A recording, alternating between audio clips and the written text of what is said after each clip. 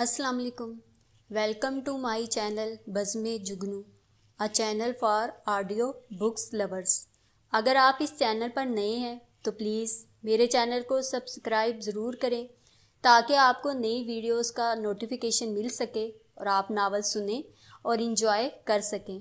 और साथ ही साथ वीडियो को लाइक और शेयर करना मत भूलें। और चलते हैं अपने आज के नावल की तरफ।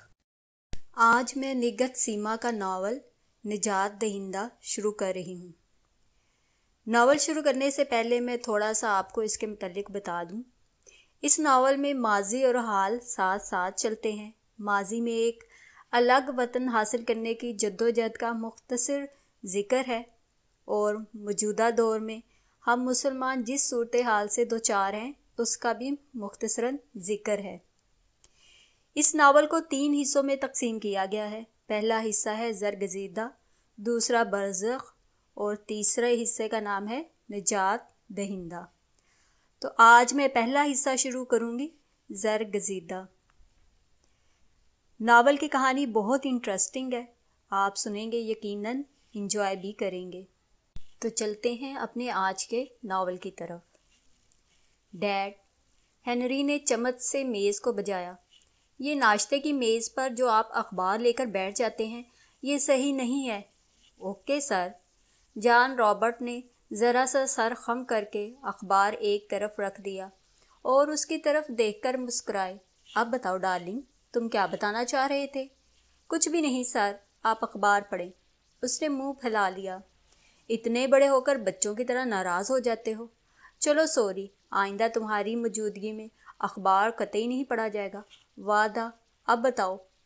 मेरा ख्याल है तुम अपनी मोहब्बत के मुतल्लिक कुछ बता रहे थे, वही जो पिछली छुट्टियों में तुम एक लड़की के लिए महसूस कर रहे थे। कहाँ तक पहुँचा तुम्हारा वो इश्क? कोई पेशरफ्त? नथिंग, वहीं अटका हुआ है। उसने उबला हुआ अंडा छीलते हुए बुरा सा मुंह बनाया। क्या मतलब? जॉन रॉबर्ट ने स्लाइस पर मक्खन लगाते हुए हैरत का इजहार किया।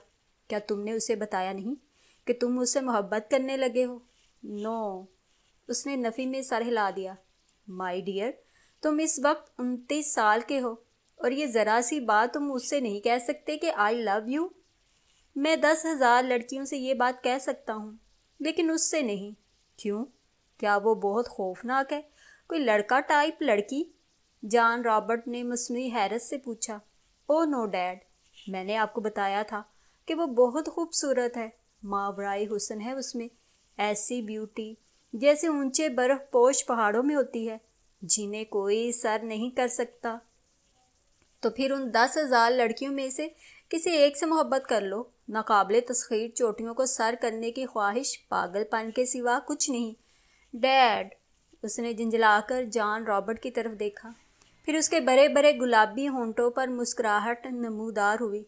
जब आपको मॉम से मोहब्बत हुई थी तो आपने क्या कहा था? मेरा मतलब है, यकदम मॉम से कहा था आई लव यू, या पहले उन्हें फूल भेजे थे, उनके साथ डेट पर गए थे, उन्हें डिनर या डांस की ऑफ़र की थी?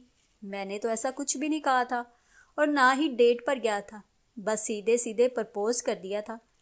यानी आपके और मॉम के दरमियान अफेयर बिल्कुल नहीं चला? हेनरी की आंखों में हैरत थी। उसने हाथ में पकड़ा अंडा प्लेट में रख दिया। हाँ, बिल्कुल नहीं। उन्होंने मक्खन लगाकर स्लाइस उसकी प्लेट में रखा। सिर्फ बॉयल एग ही नहीं, स्लाइस के साथ थोड़ा सा ऑमलेट भी ले लो, मैंने तुम्हारे लिए बनवाया है। बचपन से ही वो स्लाइस पर मक्खन लगाकर उसे देते थे, बिल्कुल सर जेम्स रॉबर्ट की तरह। Thanks dad. उसने स्लाइस वाली प्लेट अपनी तरफ खिसकाई। यानी आपने पहली मुलाकात में मॉम को प्रपोज कर दिया? गोया तीर पहली मुलाकात में ही काम कर गया था। नहीं, खैर ऐसा भी नहीं था। वो उठे और करीबी स्टैंड पर रखे कॉफ़ी मेकर में कॉफ़ी डालकर उसे ऑन किया। जब मैंने तुम्हारी मॉम को प्रपोज किया तो इससे पहले बहुत बार मैं मिल चुका था। तो आपने क्या कहा कि आप उनसे शादी करना चाहते हैं? डैड प्लीज़ बताइए ना, कैसे प्रपोज किया था? उसके लहजे में इश्तियाक धर आया। दरअसल मेरे पास इतना वक्त नहीं था कि मैं पहले अफेयर चलाता फिर प्रपोज करता। मेरी उम्र तब 43 साल थी। तुम्हारी मॉम मेरे हॉस्टल में अक्सर आती रहती थी। वो सोशल वेलफेयर के एक इदारे में काम करती थी। جہاں ایسے بچوں کو رکھا جاتا تھا جو کسی نہ کسی وجہ سے والدین سے لے لیے جاتے تھے، کیونکہ علیحدگی کی صورت میں فیصلہ ہونے تک یہ بچے کس کے پاس رہیں؟ ایسی سنگلز وومن کے بچے جنہیں وہ افورڈ نہیں کر سکتی تھیں، ایسے والدین کے بچے جو اپنی ٹینشن بچوں کو مار پیٹ کر نکالتے تھے، پھر پڑوسیوں کی شکایت پر بچے ویلفیئر کے حوالے کر دیے جاتے تھے۔ تو اس ادارے کے بچوں کے بہت سے نفسیاتی مسائل بھی ہوتے تھے، یہ بیمار بھی ہو جاتے تھے، تو تمہاری موم کو اکثر آنا پڑتا تھا ان بچوں کے ساتھ۔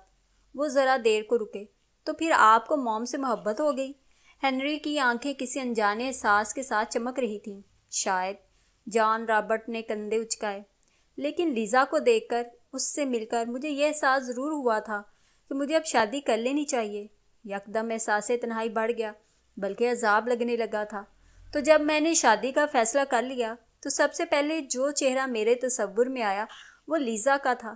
تب میں نے مارکیٹ سے انگیجمنٹ رنگ خریدی اور لیزا سے ملنے پہنچ گیا۔ میں اسے ڈنر پر لے گیا اور وہاں ہی سارے معاملات طے کر لیے، اور پھر ایک دن شادی ہوگی۔ واؤ! ہنری نے ہونٹ سکوڑے اور سلائس میں آملیٹ لپیٹ کر رول سا بنا لیا۔ یہ عادت اسے بچپن سے ہی تھی۔ جان رابرٹ نے مسکرا کر اسے دیکھا اور گھونٹ گھونٹ کر کے کافی پینے لگے۔ 43 سال کی عمر تک آپ نے شادی نہیں کی، لیکن آپ کی گرل فرینڈز اور فیانسی تو رہی ہوں گی، کیا ان سے بھی آپ نے کبھی اظہار محبت نہیں کیا؟ میری کبھی کوئی گرل فرینڈ نہیں تھی۔ انہوں نے ایک نظر اس پر ڈالی جو بے یقین نظروں سے اسے دیکھ رہا تھا۔ مجھے یقین نہیں آ رہا ڈیڈ کہ آپ کی کبھی کوئی گرل فرینڈ نہیں رہی۔ لیکن ایسا ہی ہے مائی سن، مجھے پڑھنے سے عشق تھا۔ اس عشق نے مجھ سے بہت کچھ چھین لیا، لیکن میں نے ایک عمر اس عشق کی نظر کی۔ میں ڈاکٹر بنا، میں نے ہارٹ سرجری میں اسپیشلائزیشن کی، پھر اپنے پیشے سے محبت کرنے لگا۔ مجھے کسی لڑکی سے محبت کرنے کا وقت ہی نہیں ملا ڈیئر، اور جب میں نے محسوس کیا کہ مجھے کسی پارٹنر کی ضرورت ہے تو میں نے لیزا سے شادی کر لی۔ اوہ نو، امپاسبل! یہ تو بڑی بے رنگ اور ڈل سی لائف ہوئی ڈیڈ۔ اور پھر آپ نے مام کے جانے کے بعد بھی کسی سے فرینڈشپ نہیں کی؟ ہاں، پھر میں نے اپنی محبت تمہاری طرف منتقل کر لی، تم میرا تیسرا عشق ہو۔ جب آپ نے مام سے شادی کی تھی تب کیا گرینڈ پا اور گرینڈ ماں تھیں؟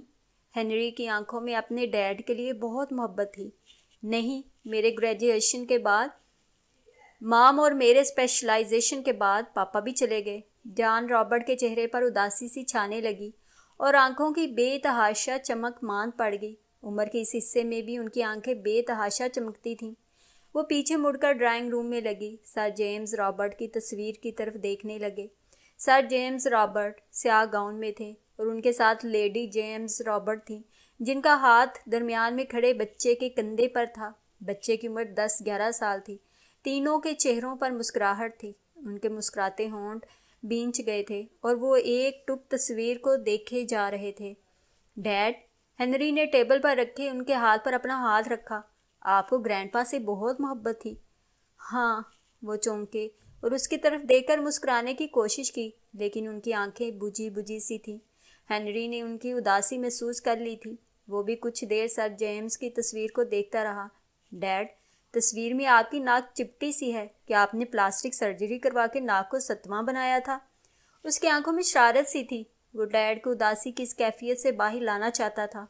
اور پھر تصویر میں آپ کا چہرہ گول سا ہے، جبکہ آپ بیضوی ہیں۔ او گاڈ! وہ چلایا۔ تصویر میں آپ کی آنکھیں بھی چھوٹی چھوٹی ہیں، لیکن اب اتنی چھوٹی نہیں۔ ہاں، کلر وہی ہے۔ کیا آپ نے سارے کا سارا خود کو بدل ڈالا ہے؟ وہ بھی تصویر کو بغور دیکھنے لگے تھے۔ میں نے کبھی غور نہیں کیا کہ تصویر میں وہ ذرا سا مڑ کے ہنری کی طرف دیکھنے لگے، جس کے ہونٹوں پر شوق سی مسکراہٹ تھی اور آنکھوں میں شریر سی چمک۔ تصویر ایسے زاویے سے لی گئی ہے کہ ناک چپٹی لگ رہی ہے۔ ویسے عمر کے ساتھ شکل و صورت میں فرق تو آتا ہی ہے۔ تو کیا ڈیڈ، بچپن میں میری بھی ناک ایسی ہی تھی، چپٹی سی؟ اس نے اپنی پتلی ستواں ناک کو چھوا۔ ہاں، شاید۔ لیکن ڈیڈ، میری آنکھیں تو اب بھی ایسی ہی ہیں، چھوٹی چھوٹی سی۔ نہیں، بچپن میں اس سے بھی چھوٹی تھی، بالکل بٹنوں جیسی۔ کیا میں تھوڑا اور بڑا ہو جاؤں گا تو؟ نہیں، اب بدلنے کی کوئی گنجائش نہیں، تم ایسے ہی رہو گے، انہوں نے بظاہر سنجیدگی سے کہا، لیکن ان کے ہونٹ مسکراہٹ چھپانے کے باوجود ذرا سے واہ ہو گئے تھے۔ خیر، ہنری نے کندھے اچکائے۔ اس کے باوجود کئی لڑکیاں مجھ پر ہر وقت مرنے کے لیے تیار رہتی ہیں، لیکن تم اس ایک لڑکی کی بات کر رہے تھے ڈیئر، جس سے تمہیں محبت ہوگی ہے۔ تمہارا کیا خیال ہے؟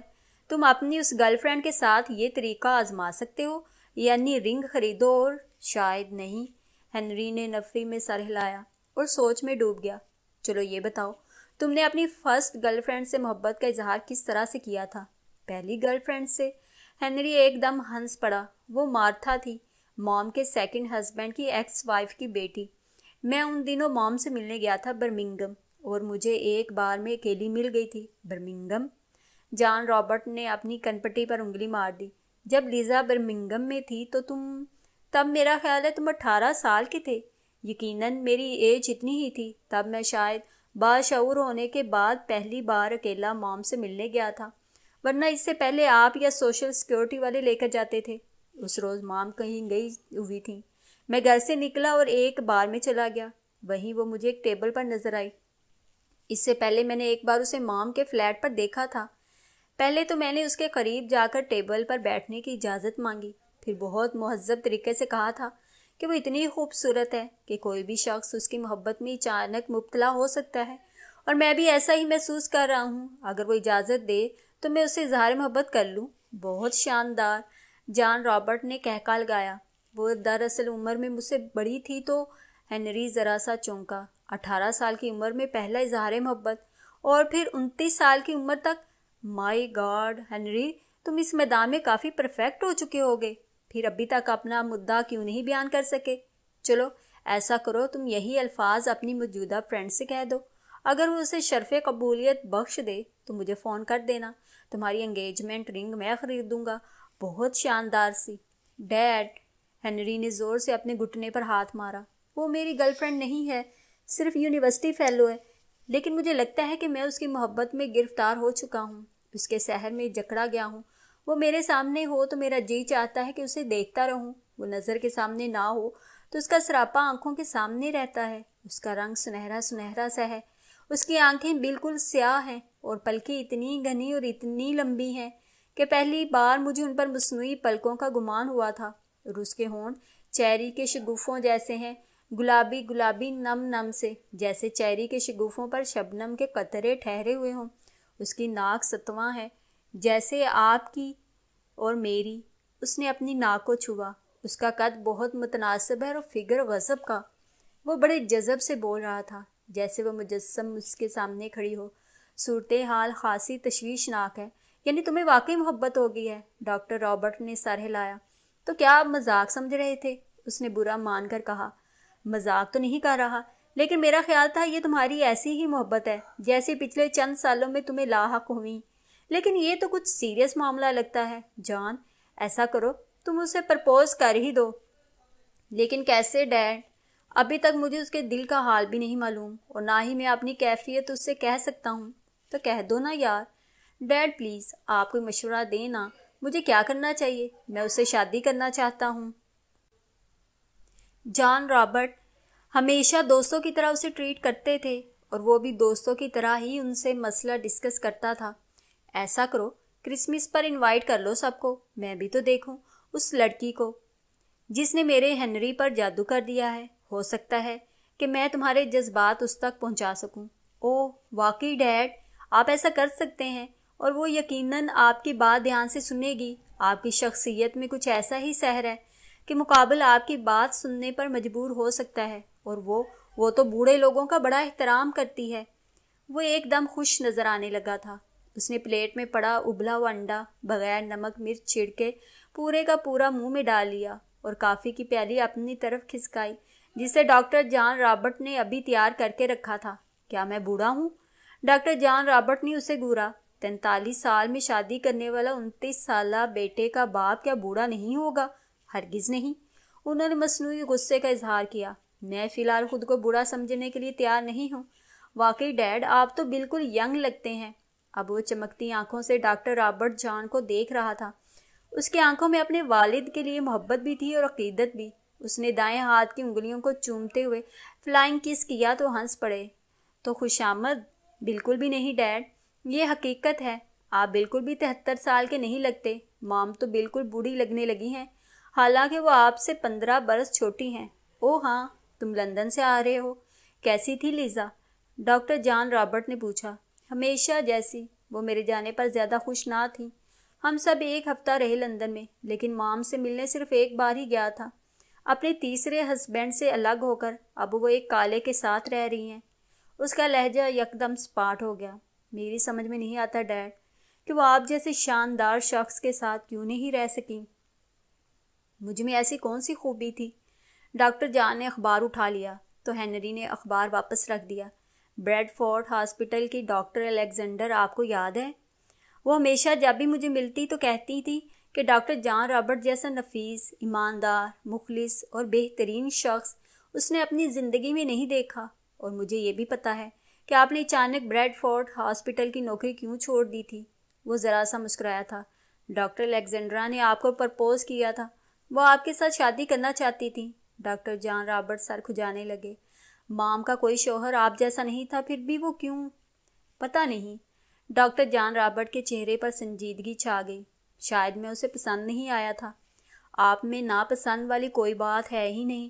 You are great. آپ اتنے مشہور سرجن ہیں، آپ کی شہرت ہے، نام ہے، پیسہ ہے، اور آپ سے علیحدہ ہو کر مام ہمیشہ تنگ و تاریک اپارٹمنٹ میں رہی۔ میں نہیں سمجھتا کہ کبھی انہیں کوئی اچھا انسان ملا ہو۔ چھوڑو یار، کیا قصہ لے بیٹھے ہو؟ تم اپنی بات کرو۔ اپنی فرینڈ کو بلاؤ یہاں، مجھے اس سے ملواؤ اور میں اسے تمہارے لیے پرپوز کروں جیسے ایشیا میں والدین کرتے ہیں، خصوصاً برِ صغیر میں۔ وہ ان کی بات کاٹ کر زور سے ہنسا۔ ہاں، جیسے ایشیا میں والدین کرتے ہیں۔ عبد المنان نے مجھے بتایا تھا کہ ان کے ہاں رشتے ناتے والدین ہی طے کرتے ہیں، اور یہ کہ اس نے اپنی وائف کو شادی سے پہلے دیکھا تک نہیں تھا۔ کس قدر مضحکہ خیز بات ہے، لیکن شاید ایسا ہی کرنا پڑے۔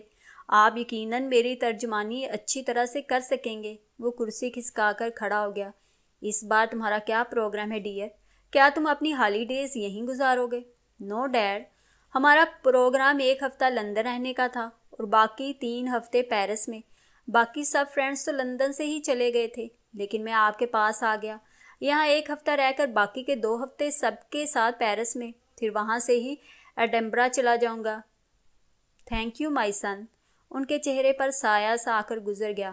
نو تھینک یو ڈیڈ، میں تو ساری ہالیڈیز آپ کے ساتھ ہی گزارنا چاہتا ہوں، لیکن فرینک وغیرہ نے بہت اصرار کیا۔ میرا خیال ہے فرینک نے پیرس پہنچ کر میل کی ہوگی، دیکھتا ہوں۔ ڈاکٹر جان رابرٹ خاموشی سے اسے اسٹڈی کی طرف جاتا دیکھتے رہے۔ کتنا انتظار رہتا تھا انہیں اس کا، لیکن وہ تھا ہوا کے جھونکے کی طرح آتا اور چلا جاتا۔ یہ بھی غنیمت تھا کہ اسے ان کا خیال رہتا تھا، اور وہ اب تک ان کے ساتھ ہی تھا۔ کہیں بھی جاتا تو ان سے رابطے میں رہتا، ورنہ جس معاشرے کا وہ حصہ تھے اس میں تو 18 سال کی عمر کے بعد جب حکومت ان کا الاؤنس بند کر دیتی ہے تو بچے اپنے اخراجات خود اٹھانے لگتے تھے۔ جاب بھی کرتے ہیں، پڑھتے بھی ہیں، لڑکے ہوں یا لڑکیاں۔ لیکن جب ہنری نے A لیول کے بعد انہیں بتائے بنا ایک پیٹرول پمپ پہ جاب کر لی تو وہ بہت خفا ہوئے۔ میرے دوسرے دوست بھی جاب کر رہے ہیں، اس نے جواباً کہا تھا، لیکن تمہیں اس کی ضرورت نہیں ہے۔ تم پڑھو، سب اخراجات میں برداشت کر سکتا ہوں۔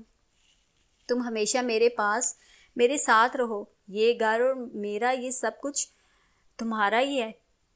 جب مجھ سے اکتا جاؤ تو کسی اولڈ ہوم میں ڈال دینا۔ لیکن میں چاہتا ہوں کہ تم بہت سارا پڑھو۔ لیکن میں ڈاکٹر نہیں بنوں گا، مجھے دوائیوں کی بو سے بکائی آتی ہے۔ اوکے، وہ ہنس دیے تھے۔ جو شعبہ چاہو اختیار کرو اور اخراجات کی طرف سے بے فکر ہو جاؤ۔ تھینک یو ڈیڈ، مجھے کبھی کبھی تو آپ کوئی سینٹ لگتے ہیں۔ نہ آپ کی کسی نائٹ کلب میں جاتے ہیں، نہ کسینو، نہ کوئی ڈانس پارٹی، نہ کوئی گرل فرینڈ۔ میں نے آپ کو ڈرنک کرتے ہوئے بھی نہیں دیکھا، کرسمس پر بھی نہیں۔ ہنری کو حیرت ہوتی اور وہ ہنس دیتے۔ بس میں ایسا ہی ہوں، اور اپنی پڑھائی اور پھر اپنے پیشے کے عشق میں مبتلا رہا ہمیشہ۔ یہ اچھا عشق ہے جس نے آپ کو زندگی کی ساری لذتوں سے محروم رکھا۔ وہ انہیں اکساتا رہتا تھا، لیکن وہ تو یوں ہی اپنے پیشے سے عشق میں مبتلا رہے۔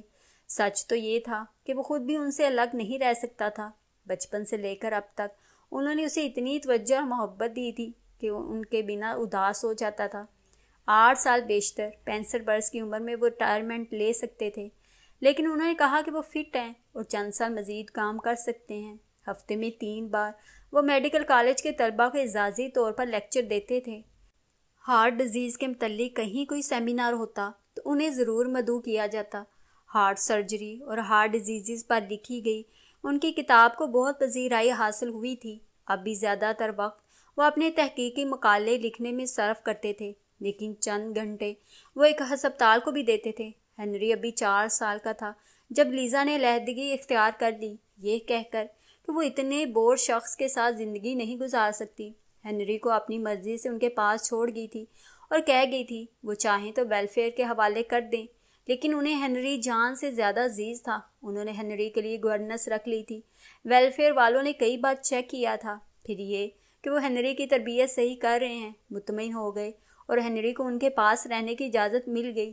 ہنری بے حد خوبصورت بچہ تھا اور بہت حد تک ان سے مشابہ تھا۔ ویسے ہی براؤن آنکھیں، براؤن بال، لمبا قد، پتلی ستواں ناک۔ ہنری نے انجینئرنگ میں گریجویشن کرنے کے بعد اپنی مرضی سے ایک کمپنی میں جاب کر لی تھی، حالانکہ وہ چاہتے تھے وہ آگے اور بھی پڑھے۔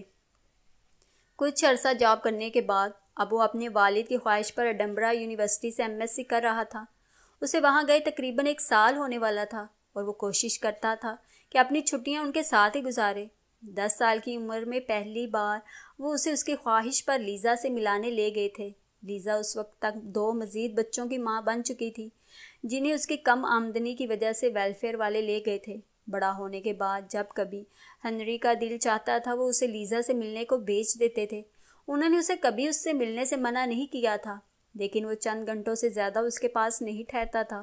وہ جب بھی واپس آتا گھنٹوں افسوس کرتا رہتا تھا کہ لیزا نے ان جیسے شاندار شخص کو چھوڑ کر غلطی کی ہے۔ انہیں لیزا کے فیصلے پر افسوس ہوا تھا، لیکن انہوں نے اسے دل سے قبول کر لیا تھا۔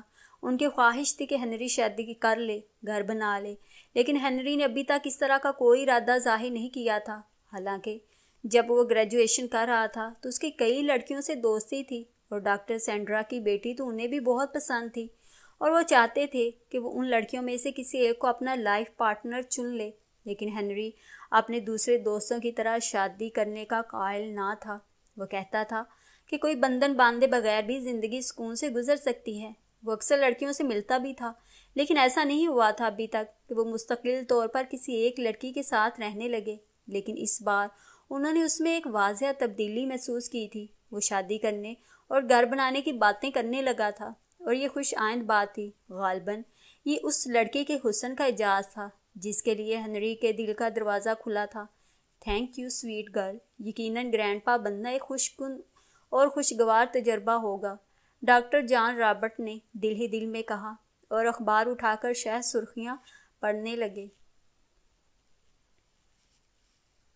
وہ مارواڑی ہوٹل کے بالکل سامنے ایک دکان کے تھڑے پر بیٹھا تھا۔ سڑک کے پار بالکل سامنے ہوٹل تھا۔ یہ ہوٹل کی بیک سائڈ تھی۔ وہ یہاں بیٹھے بیٹھے ہوٹل کے پچھلے دروازے کے اوپر بڑے بڑے لفظوں میں لکھا مارواڑی ہوٹل کلکتہ پڑھ سکتا تھا۔ اوپر کسی فلم کا سائن بورڈ لگا ہوا تھا۔ اس کی نظریں سائن بورڈ سے ہوتی ہوئی دیوار کے ساتھ ٹیک لگائے بھکاریوں کی طرف اٹھ گئیں۔ ان میں عورتیں بھی تھیں اور بچے بھی تھے۔ وہ کئی دن سے انہیں یہاں دیکھ رہا تھا۔ پہلے دن جب اس نے ان کو دیکھا تھا تو وہ صرف 2 عورتیں اور 3 بچے تھے۔ 2 بچے عورتوں کی گود میں تھے۔ ایک بڑا آدمی تھا، ایک بڑا تھا 10-12 سال کا، لیکن اب ان کی تعداد بڑھ گئی تھی۔ ان کی آنکھیں اندر کو دنسی ہوئی تھیں اور پیٹ پھولے ہوئے تھے۔ چہرے کے رنگ مٹی کی طرح ہو رہے تھے اور کپڑے پھٹے پرانے تھے۔ ہوٹل کے اس پچھلے دروازے کے ساتھ ہی ایک اور چھوٹا سا دروازہ تھا جو غالباً ہوٹل کے کچن کو جاتا تھا۔ اس نے تھڑے پر بیٹھے بیٹھے اس دروازے کو کھلتے اور ایک شخص کو باہر آتے دیکھا۔ اس کے ہاتھ میں ایک بڑا سا دیگچا تھا جسے اس نے کپڑے کی صافی سے پکڑ رکھا تھا۔ یقیناً وہ گرم تھا۔ اسے دیکھتے ہی دیوار کے ساتھ بیٹھے ہوئے بچے اور عورتیں بھاگے اور اس کے سامنے 2 زانو بیٹھے ہوئے اپنے ہاتھوں کی اوک سی بنائی۔ آدمی نے تھوڑا سا دیگچا ٹیڑھا کیا۔ گرم گرم ابلتی ہوئی چاولوں کی پیچ ان کے ہاتھوں میں گرنے لگی اور وہ منہ نیچا کر کے پینے لگے۔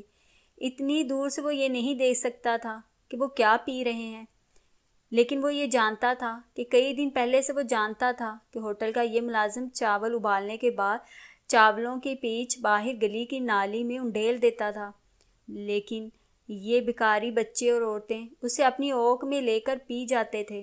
اس ہوٹل میں بھات پکتی تھی، دال، ابلے ہوئے چاول، آلو کی بھجیا اور پودینے کی چٹنی، ساتھ میں مچھلی کا شوربہ۔ آس پاس کے دفتر میں کام کرنے والے اور دکاندار جن کے گھر دور تھے رات کا کھانا یہاں سے ہی کھاتے تھے۔ دن میں کتنی بار ہوٹل کا یہ کک پیچ گرانے آتا اور یہ بھکاری بھاگ کر زمین پر گرنے سے پہلے اپنی اوک میں لے لیتے تھے۔ پہلی بار جب وہ ہوٹل کے اس پچھلے دروازے کے قریب سے گزرا تو اس نے 10-11 سالہ اس لڑکے کو ہوٹل کے ملازم کی منت کرتے حیرت سے دیکھا تھا، جو کہہ رہا تھا کہ وہ پیچ نالی میں نہ گرائے بلکہ اس کے ہاتھ میں انڈیل دے۔ کیا اس کے ہاتھ نہیں چلیں گے؟ لیکن تب اس کا ننھا سا ذہن یہ نہیں جان سکتا تھا کہ بھوک ہر احساس پر غالب آ جاتی ہے، یہ بہت ظالم ہوتی ہے اور زندگی کی سب سے بڑی سچائی ہے۔ گھر آ کر جب اس نے مولوی عبدالحق سے اس لڑکے کا ذکر کیا تھا تو انہوں نے ایک ٹھنڈی سانس بھری تھی۔ بنگال میں قحط پڑا ہے اور یہ لوگ قحط سے مر رہے ہیں، پیچ تو کیا ہے، میں نے لوگوں کو درختوں کے پتے اور چھالیں چباتے دیکھا ہے۔ اس رب کا شکر ادا کیا کرو بیٹا، جس نے ہمیں ایسی کسی آزمائش میں نہیں ڈالا، جو قحط میں بھی 2 طرح کی روٹی دے رہا ہے۔ اب پتہ نہیں اسے ان غریب لوگوں پر ترس آتا تھا، اسے یہ منظر عجیب لگتا تھا یا پھر نہ جانے کیا بات تھی، وہ ان احساسات کو سمجھ نہیں سکتا تھا۔ لیکن وہ ہر روز مسجد سے سپارے کا سبق پڑھ کر نکلتا تو یہاں اس دکان کے تھڑے پر آ بیٹھتا۔ یہ دکان بند ہی رہتی تھی کیونکہ اس میں جو موچی بیٹھتا تھا اس کا چند ماہ پہلے انتقال ہو گیا تھا۔ اس کا دل چاہتا تھا کہ وہ قریب جا کر دیکھے کہ گرم ابلتی ہوئی پیچ نے ان کے ہاتھوں کا کیا حشر کیا ہے۔ کئی بار اس نے انہیں کچرے کے ڈھیر پر بھی لپکتے دیکھا تھا۔ ہوٹل کا وہی ملازم شخص سبزیوں کے چھلکے، گندے ٹماٹر وغیرہ پھینکنے کے لیے کبھی کبھار دروازہ کھولتا اور وہیں دیوار کے ساتھ ڈھیر لگا دیتا۔ اس کے دروازہ بند کرتے ہی وہ بے تابی سے اس کچرے کی طرف لپکتے تھے کہ شاید کوئی کھانے کی چیز مل جائے۔ ایک بار اس نے ایک بچے کو آلو اور مٹر کے چھلکے چباتے دیکھا تھا۔ یہ کون لوگ تھے؟ کیا ان کا کوئی گھر نہیں تھا؟ اس کے ذہن میں مختلف سوال اٹھے۔ اس سڑک سے پچھلی سڑک کے پار اسلامیہ بلڈنگ میں ایک کمرے کا فلیٹ تھا جس میں وہ اپنے خاندان کے ساتھ رہتا تھا۔ 3 منزلہ عمارت کی تیسری منزل پر یہ ایک کمرے کے 4 فلیٹ تھے، جبکہ گراؤنڈ فلور اور فرسٹ فلور کے فلیٹ کھلے، ہوادار اور بڑے تھے، جن میں 2 کمروں اور 3 کمروں والے بھی فلیٹ تھے۔ خوشحال لوگوں نے 2 فلیٹ لے رکھے تھے، لیکن مولوی عبدالحق کے لیے تو یہ ایک کمرے کا فلیٹ بھی لینا مشکل تھا۔ مسجد کے پاس کوئی مکان نہ تھا ایسا جہاں وہ رہتے۔ اکیلا آدمی تو مسجد سے ملحق حجرے میں بھی رہ سکتا تھا، لیکن ان کے ساتھ پوری فیملی تھی۔ مسجد 2 گلیاں کراس کر کے ایک گلی میں تھی۔ کچھ عرصہ پہلے وہ سانتا ہار میں رہتے تھے اور وہاں بہت خوش تھا۔ مدرسے سے آ کر سارا دن وہ عبدالرب اور کاجل سے کھیلتا رہتا۔ گو کاجل بھی چھوٹی تھی لیکن تینوں مل کر ہی کھیلتے تھے۔ مولوی عبدالحق سانتا ہار کی چھوٹی سی مسجد کے امام تھے اور انگریز سرکار کی طرف سے مقرر ہو کر یہاں آئے تھے۔ یہاں آنے سے پہلے جم پورہ اور جمال پور کی مسجدوں میں بھی انہوں نے امامت کی تھی، لیکن اس نے تو سانتا ہار میں ہی آنکھیں کھولی تھی۔ سدید بابو کا گھر ان کے گھر کے ساتھ تھا، اس لیے دونوں گھروں میں بہت دوستی تھی۔ سدید بابو زمیندار کے دھان کے کھیتوں میں کام کرتے تھے، ان کی بیوی بھی کھیتوں میں جاتی تھی، جبکہ بچے ابھی چھوٹے تھے۔ سب سے بڑا عبدالرب تھا جو اس کے ساتھ مسجد جاتا تھا لیکن مدرسے نہیں جاتا تھا۔ حالانکہ مولوی عبدالحق نے کتنی ہی بار سدید بابو سے کہا تھا کہ اسے مدرسے بھیجا کرو، 2-4 لفظ پڑھ لے گا۔ مدرسہ مسجد سے ملحق ہی تھا، جہاں صرف ابتدائی مضامین پڑھائے جاتے تھے، عربی فارسی کے علاوہ حساب بھی، جو مولوی عبدالحق صاحب خود ہی پڑھاتے تھے۔ لیکن سدید بابو کا کہنا تھا کہ وہ ان کے اور ان کی بیوی کے کام پر جانے کے بعد بچوں کا خیال رکھتا ہے۔ کاجل اور عبدالرب سمیت ان کے 5 بچے تھے۔ مولوی عبدالحق کو سرکار سے جو تنخواہ ملتی تھی اس میں ان کا گزارا نہیں ہوتا تھا، اس لیے وہ مسجد سے فارغ ہوتے تو دکان پر بیٹھ جاتے تھے۔ یہ چھوٹی سی دکان سانتا ہار آنے کے کچھ عرصہ بعد ہی سدید بابو کے مشورے پر انہوں نے خرید لی تھی اور اس میں پرچون کا سامان وغیرہ رکھا ہوا تھا۔ وہ جب اپنی تنخواہ لینے ڈھاکہ جاتے تھے تو تھوڑا بہت سامان دکان کے لیے بھی لے آتے تھے۔ زندگی بڑے سکون کے ساتھ گزر رہی تھی کہ ان کی دکان کے ساتھ والی دکان سورج مل نے خرید لی۔ سورج مل زمیندار کا رشتہ دار تھا اور کچھ عرصہ پہلے ہی سانتا ہار میں آیا تھا۔ اس کی دکان میں بہت مال تھا، دھان کی بری ہوئی بوریاں اور دوسرا سامان اتنا زیادہ تھا کہ کبھی ختم نہیں ہوتا۔ لیکن جو لوگ اب مولوی عبدالحق سے سامان لیتے تھے وہ اب بھی ان کے پاس آتے تھے اور ان سے ہی سودا خریدنے کے لیے ان کی دکان پر باری آنے کا انتظار کیا کرتے تھے۔ سورج مل کو جانے کیا ہوا کہ انہیں تنگ کرنے لگا اور مجبور کرنے لگا کہ وہ دکان اس کے پاس بیچ دے۔ انہوں نے بہت سمجھایا کہ ہر آدمی اپنے نصیب کا کھاتا ہے، لیکن سورج مل تو انہیں پریشان کرنے لگا تھا۔ پھر ایک دن زمیندار نے بھی انہیں بلا کر دکان سورج مل کے حوالے کرنے کو کہا تو وہ پریشان ہو گئے اور انہوں نے سانتا ہار چھوڑنے کا فیصلہ کر لیا۔ سدید بابو نے بہت روکا، مجھے نجم النساء اور وقار النساء کی فکر ہے، میرے چھوٹے بھائی نے مجھے کلکتہ بلایا ہے، وہاں وہ میرے لیے کسی نہ کسی نوکری کا بندوبست کر دے گا۔ دکان انہوں نے سورج مل کے حوالے کر دی۔ سورج مل نے بہت کم دام دیے تھے لیکن وہ خاموش ہی رہے۔ گھر سدید بابو کے حوالے کیا۔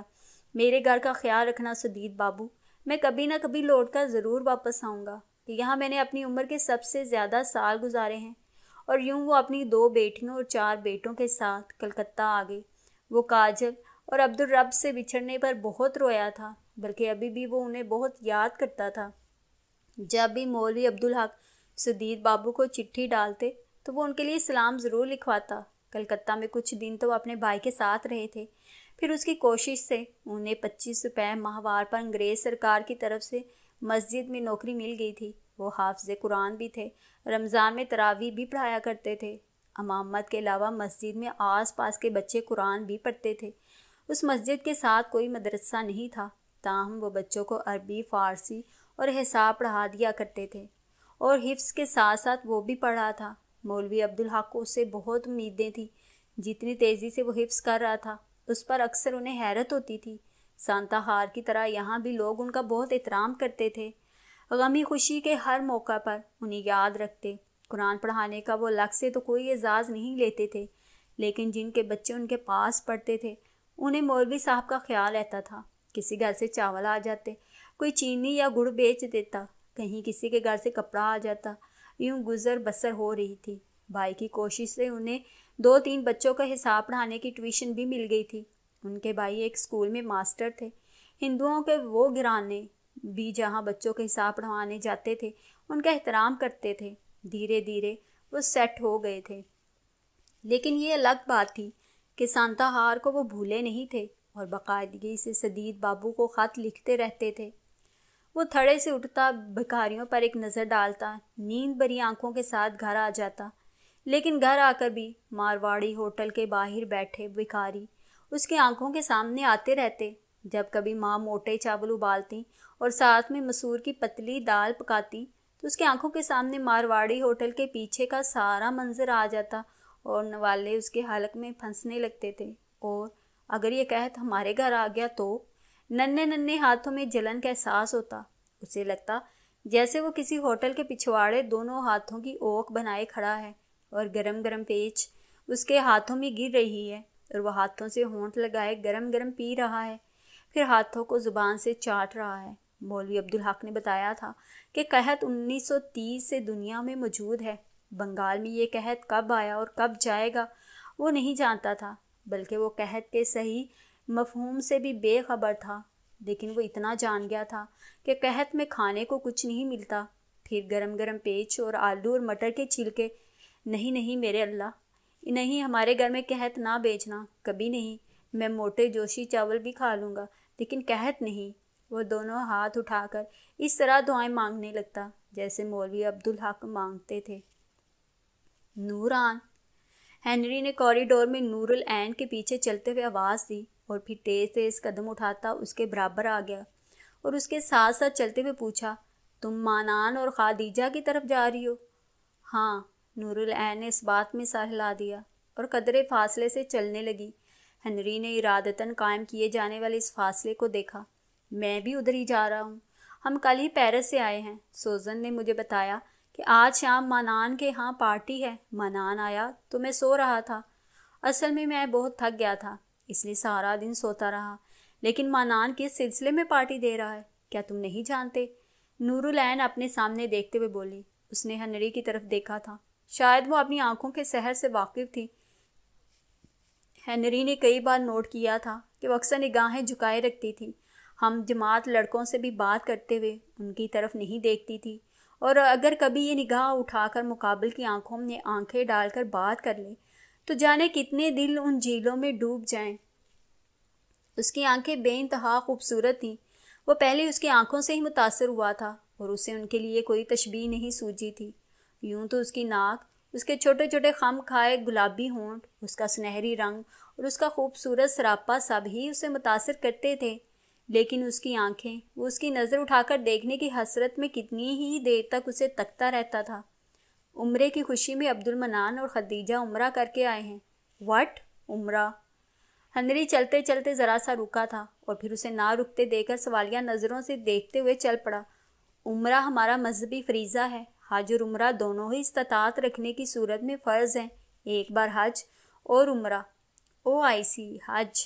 میں نے ایک ڈاکومنٹری فلم دیکھی تھی حج کے متعلق۔ غالباً مقدس مقامات کی زیارت کو ایک خاص دن جاتے ہیں۔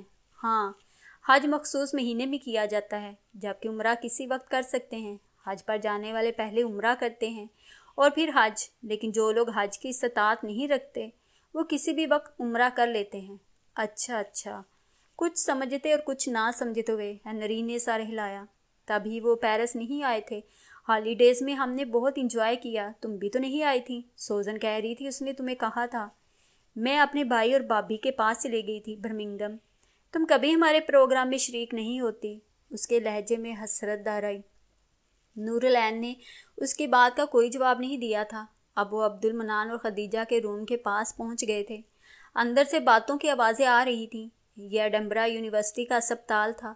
ہر سنگل روم کے سیٹ کے ساتھ باتھ، کچن اور لاؤنج تھا۔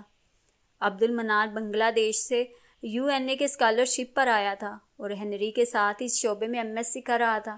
خدیجہ اس کی بیوی تھی، اس نے FSc کیا تھا۔ ان کی شادی کو زیادہ عرصہ نہیں ہوا تھا کہ عبد المنان کو اسکالرشپ مل گیا اور یہاں آ گیا پڑھنے، لیکن 6 ماہ بعد ہی اس نے خدیجہ کو بھی بلا لیا تھا۔ ہاں، دراصل یہاں ترغیب بہت ہے اور میں ڈرتا ہوں خدیجہ ساتھ ہوگی تو بھٹکنے کے چانسز نہیں رہیں گے۔ نور العین کو خدیجہ بہت پسند تھی۔ وہ جب کبھی فارغ ہوتی تو اس کے پاس ضرور آتی تھی۔ دونوں میں اچھی خاصی دوستی ہو گئی تھی۔ میرا خیال ہے صرف ہم دونوں ہی لیٹ ہیں، باقی سب آ چکے ہیں۔ دروازے کے ناؤ پر ہاتھ رکھتے ہوئے ہنری نے خیال ظاہر کیا، لیکن نور العین نے اب کے بھی اس کی بات کا کوئی جواب نہیں دیا تھا۔ شاید اس نے جواب دینا ضروری نہیں سمجھا تھا۔ اندر ہی اندر ہنری بہت جھنجھلایا۔ مجھے یعنی ہنری رابرٹ کو یہ لڑکی مسلسل اگنور کر رہی ہے، حالانکہ اگر میں ایک بار ذرا سا بھی اشارہ کر دوں تو سیسل، سوزن اور ڈورتھی ایک لمحے میں میری ہو جائیں۔ لیکن وہ تیزی سے اندر داخل ہو گیا۔ Thank you Henry, welcome. Henry Bob کے پاس فلور کشن پر بیٹھ گیا۔ احمد، صالحہ اور بوب نیچے کارپیٹ پر پڑے فلور کشنز پر بیٹھ گئے تھے، جبکہ عبد المنان کارپیٹ پر براجمان تھا۔ فرینک اور مہندر بیڈ پر براجمان تھے۔ ٹوسٹر صوفہ خالی تھا۔ ہیلو، ہائے نوران۔ ہنری کے پیچھے اندر آتی نور العین کو بھی سب نے وش کیا۔ سر کو ہلکا سا خم دے کر اس نے احمد اور صالحہ کی طرف دیکھتے ہوئے السلام علیکم کہا۔ خدیجہ اور باقی سب کچن میں ہیں۔ عبد المنان دوبارہ احتراماً کھڑا ہو گیا تھا۔ ہنری اس کے سر کی طرف اشارہ کر کے ہنس رہا تھا۔ مہندر کے ہونٹوں پر بھی مسکراہٹ تھی۔ نور العین نے ایک ناگوار سی نظر ہنری پر ڈالی۔ وہ یقیناً عبد المنان کے سر کے چھوٹے چھوٹے بالوں پر ہنس رہا تھا۔ اس نے سر کو جھٹکا دیا اور کچن کی طرف بڑھ گئی۔ شکر ہے تم آ گئی ہو۔ خدیجہ اسے دیکھ کر بہت خوش ہوئی۔ اگر تم نہ آتی تو مجھے بہت دکھ ہوتا۔